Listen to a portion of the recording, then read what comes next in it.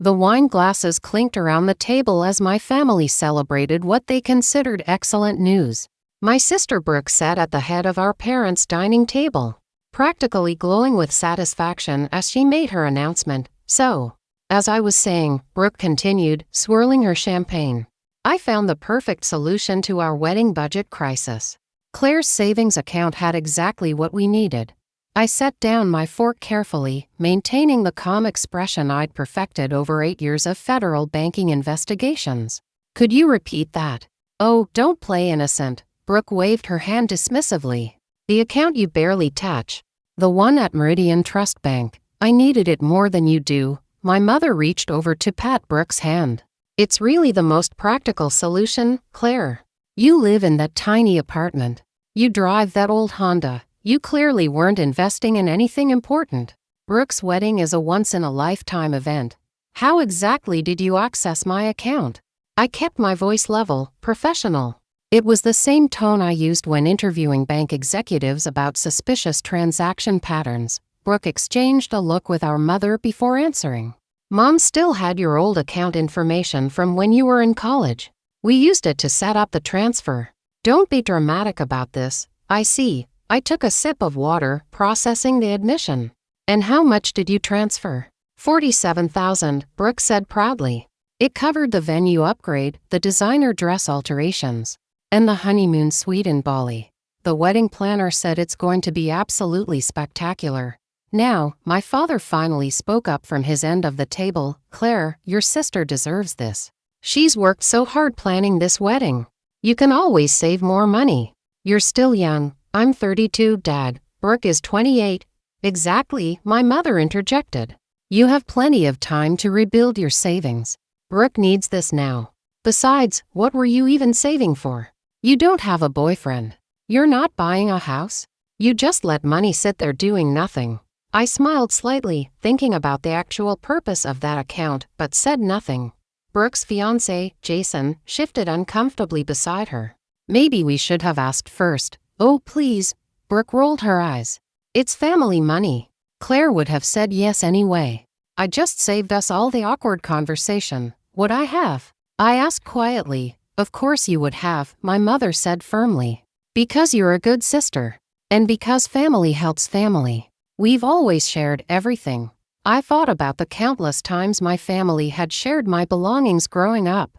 My graduation money that funded Brooke's spring break trip. My car that became Brooke's car when she decided she liked it better. My college fund that somehow partially redirected to Brooke's sorority expenses because she needed the networking opportunities. When is the wedding? I asked. Brooke's face lit up. Saturday. Just 4 days away. You're still coming, right? I know you've been busy with work, but you have to be there. Wouldn't miss it, I said truthfully. Where's the venue again? The Ashford Estate. Brooke practically squealed. That's what your money paid for, the upgrade from the garden pavilion to the grand ballroom. It's going to be absolutely perfect. 200 guests, a 12-piece orchestra, roses imported from Ecuador. Jason's family is going to be so impressed. Jason's mother, Eleanor, who had been quietly observing from across the table, cleared her throat. It does sound lovely, Brooke. Though I must say, I'm surprised you had access to Claire's accounts. That seems rather unusual. Oh, we're very close, my mother jumped in. Not like some families who keep secrets from each other. We share everything. Claire understands that Brooke's happiness is the family's happiness. I noticed Eleanor's eyebrows rise slightly, but she said nothing more. Well, I stood up, folding my napkin. This has been illuminating. I should get going. Early morning tomorrow. Still working that boring bank job? Brooke asked with a hint of mockery. What is it you do again? Process paperwork or something? Something like that, I replied evenly. Congratulations on the wedding, Brooke. I hope everything goes exactly as planned. My mother stood to hug me. Don't be upset, sweetheart. This is for the best. And who knows, maybe you'll meet someone at the wedding. We've seated you with some of Jason's single colleagues. I smiled and said nothing. As I walked to my car, my phone buzzed. A text from my colleague, Agent Reeves. Wire transfer flagged in Meridian Trust System. Unauthorized access pattern matches your case parameters. Need you to verify. I texted back. Verified. Subject is family member. Proceeding with scheduled protocol. His response was immediate. Confirmed. Team mobilizes Friday evening. Venue secured for Saturday morning. I drove home to my apartment, a modern downtown loft I'd bought cash 3 years ago, and opened my laptop. The Meridian Trust account Brooke had raided wasn't my primary account. It was a monitored account I maintained specifically for my work with the Federal Banking Inspection Division. A joint task force between the Treasury Department and the FBI focused on financial crimes. The $47,000 Brooke had stolen was federal monitoring money, part of a larger investigation into Meridian Trust's internal security failures. My mother's access to old account information shouldn't have worked. The bank systems should have required updated authorization. The fact that the transfer went through represented a significant security breach, exactly the kind of vulnerability my team had been documenting for 18 months. Brooke had just provided the perfect real-world test case of systemic failure. I pulled up my files on the Meridian Trust investigation. 7 months ago, we'd identified multiple instances where outdated account authorizations remained active in their system. Elderly customers had reported unauthorized transfers by estranged family members. Small business owners discovered former partners still had access years after removal. The bank had insisted their security protocols were flawless. Now I had personal evidence to the contrary. My phone rang. Director Coleman, my supervisor at the Treasury Department. Claire, I heard about the flag. Are you all right? I'm fine, sir. Actually, this incident provides perfect documentation for our case. My own family raided a federal monitoring account. They didn't know it was a federal monitoring account. They thought it was your personal savings. A pause. That's still theft, sir, which is why I've already filed the required reports. The money was transferred to multiple vendors for a wedding event. The venue is the primary recipient, the Ashford Estate. I've requested coordination with the FBI fraud unit for Saturday morning. Claire, you understand this will involve your family members being questioned. I understand completely, sir. The law applies to everyone equally. Another pause. All right, I'll authorize the operation, but I want you off the direct interview team. You can be present, but Reeves leads. Understood. Friday morning, I went to work as usual. My actual office wasn't at a bank branch. I worked in financial crimes investigation, specifically examining how banks failed to protect customer assets. My title was Senior Inspector, Financial Crimes Division, Treasury Department. I held level 4 security clearance and had testified before Congress twice about banking security failures. My family thought I was a low-level bank employee because I'd never corrected them. When I got the job 8 years ago, fresh out of my master's program in forensic accounting from MIT, my mother had said, "That's nice, dear. Maybe you'll work your way up to manager someday." I'd never mentioned the MIT degree either. They thought I went to state school. Agent Reeves stopped by my desk. The Ashford Estate is cooperating fully. When we explained a federal investigation was involved, they offered complete access. Apparently, your sister has been difficult with their staff. That sounds like Brooke. The venue coordinator mentioned that your sister insisted on unusual contract terms. She demanded all deposits be non-refundable and all payments made in advance, cash or wire transfer only, no credit cards. I looked up sharply. That's unusual. That's what we thought. We pulled the venue's records. She's not the first client to request these terms, but she is the first one whose funding source came from a flagged account. You think the venue might be involved in something larger? Reeves shrugged. Too early to tell, but it's interesting. We're expanding the investigation scope. Friday evening, my mother called. Claire, sweetie, I just wanted to make sure you're not upset about the money situation.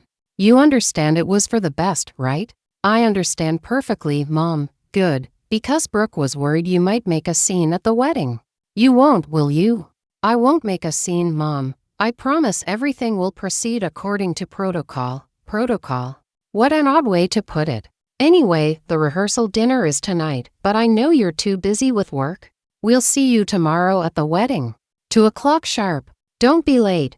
I'll be there early, actually. Oh well, that's sweet. Maybe you can help with last-minute preparations, something like that.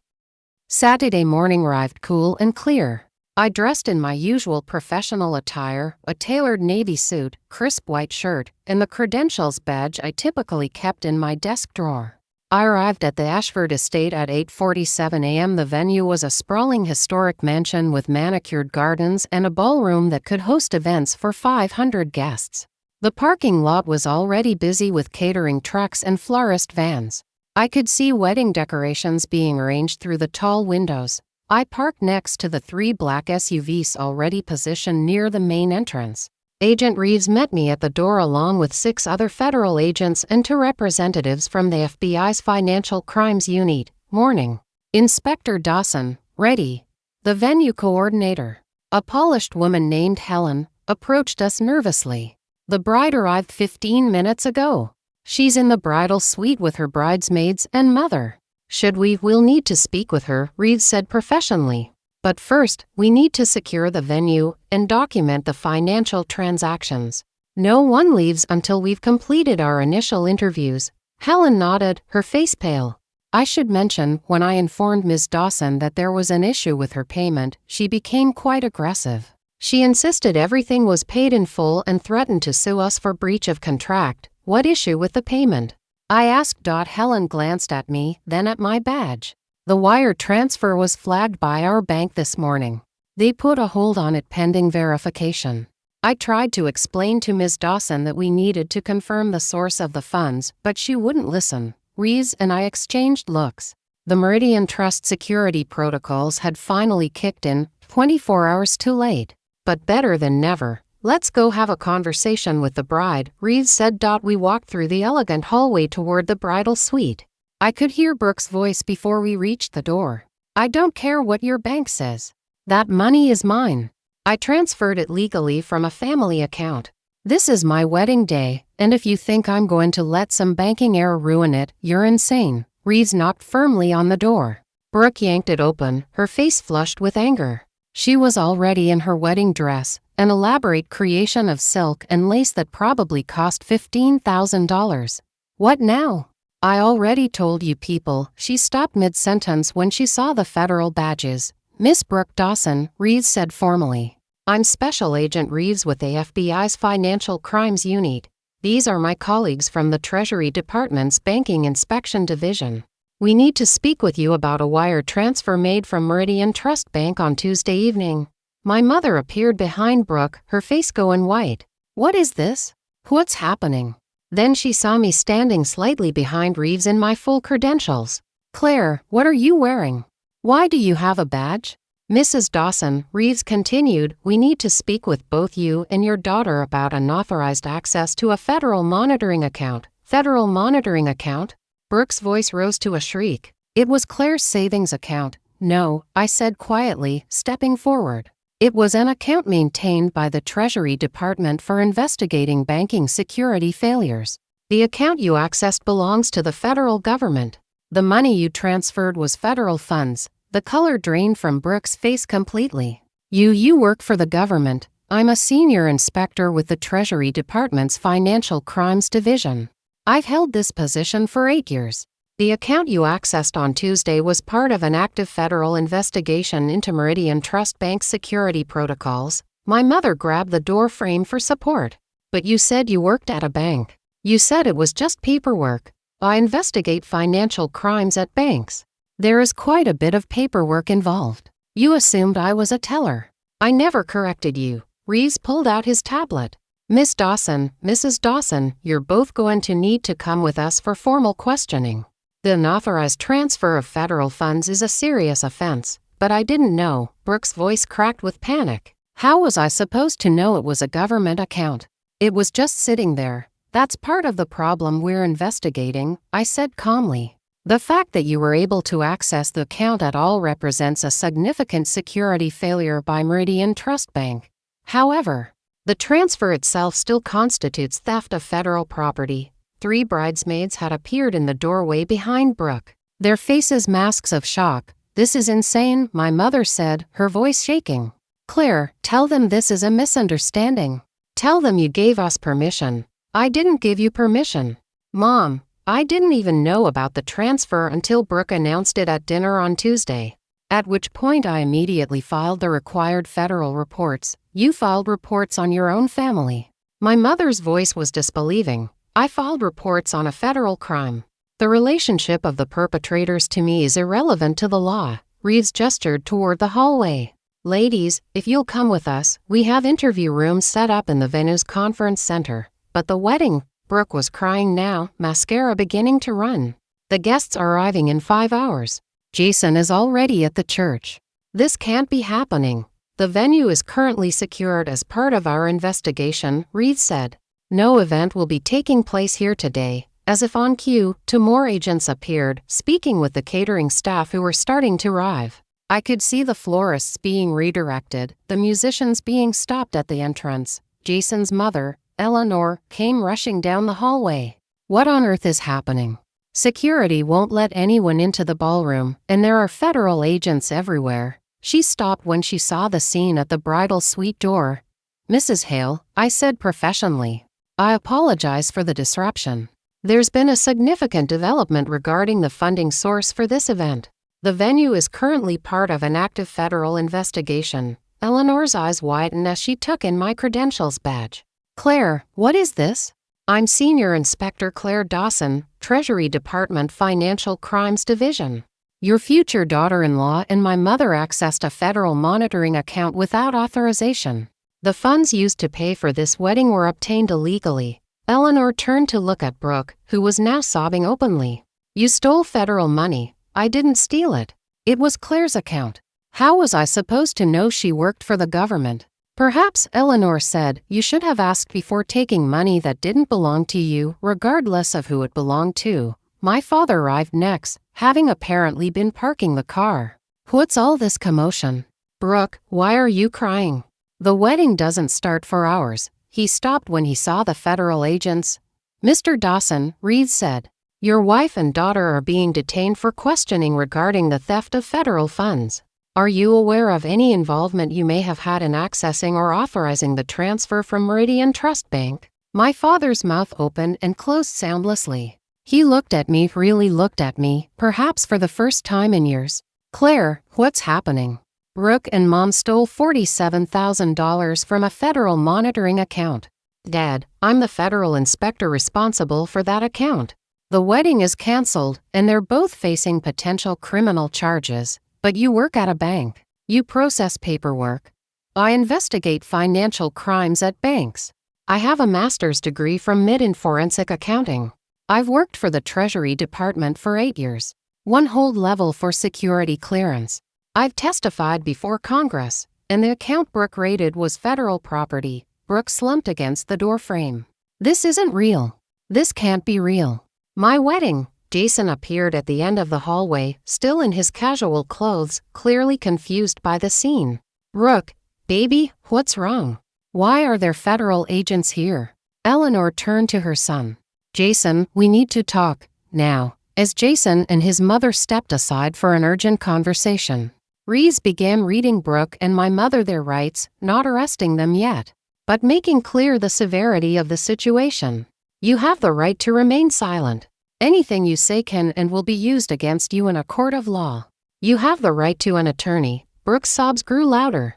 Several of her bridesmaids had started crying too, though I suspected they were more upset about missing the wedding than concerned about Brooke's legal troubles. Another agent approached Reeves. Sir, we've confirmed the venue's payment records. The transfer from Meridian Trust was flagged this morning when the venue's bank ran standard fraud detection protocols. Meridian Trust has been notified and is cooperating fully. They've acknowledged the security failure that allowed unauthorized access to the account. Reeves nodded. Document everything? This is going to be a textbook case for banking security reform. My mother finally seemed to grasp the reality of the situation. Claire, please. You can't do this to your sister, to your family. We made a mistake, but we can fix it. We'll return the money. We'll apologize. Just make this go away. I can't make this go away, Mom. This isn't about family dynamics anymore. This is about federal law. The moment you accessed that account without authorization, you committed a federal crime. The moment you transferred those funds, you committed theft of government property. And the moment those funds were used to pay for services, you involved multiple third parties in a federal investigation. But you're our daughter, my mother cried. Doesn't that mean anything? It means I'm disappointed, I said quietly. It means I'm hurt that you thought so little of my work, my life, my choices, that you felt entitled to take from me without asking. But it doesn't mean I can ignore federal law. No one is above the law, Mom, not even family. Jason had finished his conversation with his mother. He approached Brooke slowly, his face carefully neutral. Brooke, is it true? You stole money from Claire. It wasn't stealing.